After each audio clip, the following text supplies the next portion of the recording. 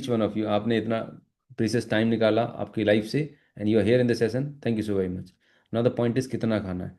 तो यहाँ पर एक बहुत खूबसूरत कॉन्सेप्ट है, राइट। आपको मैं यहाँ पर जापानी सिखाने नहीं आया हूँ, but yes there is a concept called हारा हाची बू। हरा हाची बू एक जापानी कॉन्सेप्ट है। और एक जगह है जापान में जहाँ पर लोग 100 साल से भी ज़्यादा जीते हैं, राइट। ये वो लोग हैं ओकिनावा। ओकिनावा एक जगह है जापान में जहाँ पर लोग दुनिया के सबसे ज़्यादा लंबे जीने वाले, ज़्यादा समय तक जीने वाले और सबसे ज़्यादा खुश, सबसे ज़्यादा प्रोडक्टिव लोग होते हैं ओकिनावा में।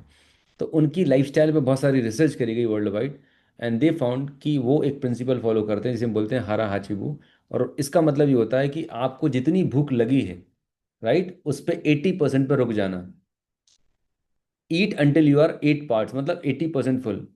अब होता ये कि हमारे यहाँ पर अगर घर का खाना तो ठीक है, लेकिन जब तक बर्प नहीं जाती, डकार नहीं जाती, भर पेट हम भोजन ठूस ठूस के नहीं खा ले, तब तक हमें शांति नहीं मिलती, राइट।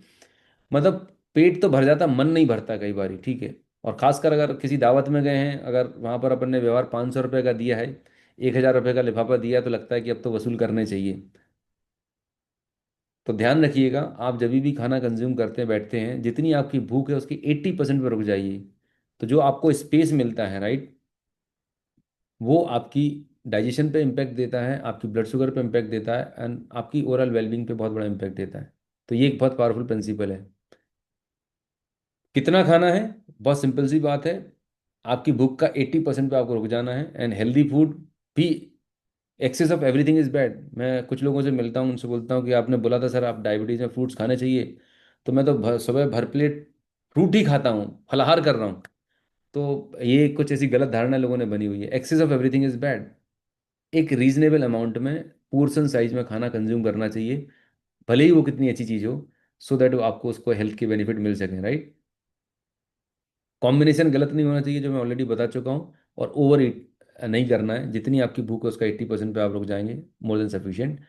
और पोर्शन कंट्रोल भी है ज़रूरी है कई बारी, है ना। तो ये एक हाथ के थ्रू, हाथ हाथ के जो हाथ की जो मुट्ठी होती है, या पाम होते हैं, उसका अलग अलग साइज बताते हैं। पाम साइज प्रोटीन होना चाहिए, मतलब आपकी जो पाम बीच वाला एरिया है, प्रोटीन की मात्रा इतनी होनी चाहिए।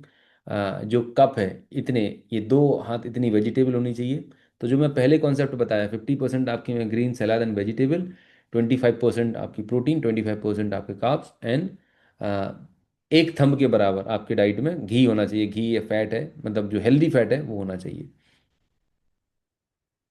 तो रोटी जब खाते हैं तो जनरली इंडिया में खाने का सिस्टम ये है कि खासकर नॉर्दर्न पार्ट में रोटी और साउदर्न पार्ट में चावल, मतलब इतना प्लेट भर भर के खाते हैं। और फिर बोलते हैं कि सर मेरी शुगर कंट्रोल नहीं हो रही, क्योंकि आप बिल्कुल रिफाइंड 70-80 ग्लाइसेमिक इंडेक्स वाला फ्रूट फल खाना खाएंगे, और फिर उसके बाद दवाइयाँ खाएंगे, कभी ठीक नहीं होगी। खाने का पैटर्न आपको अंडरस्टैंड करना पड़ेगा, उसकी क्वांटिटी, ग्रेन की क्वांटिटी आप कम करिए, रिप्लेस करिएगा, ठीक है। दाल की क्वांटिटी आपको बढ़ाना, अपने डाइट में 2 चीज़ें आपको बढ़ानी है, सलाद, हरी सब्जी। दाल की क्वांटिटी बढ़ाइए, रोटी चावल की क्वांटिटी कम करिएगा।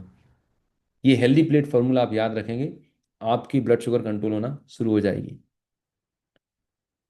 क्लियर है। पोर्शन कंट्रोल में लेना है।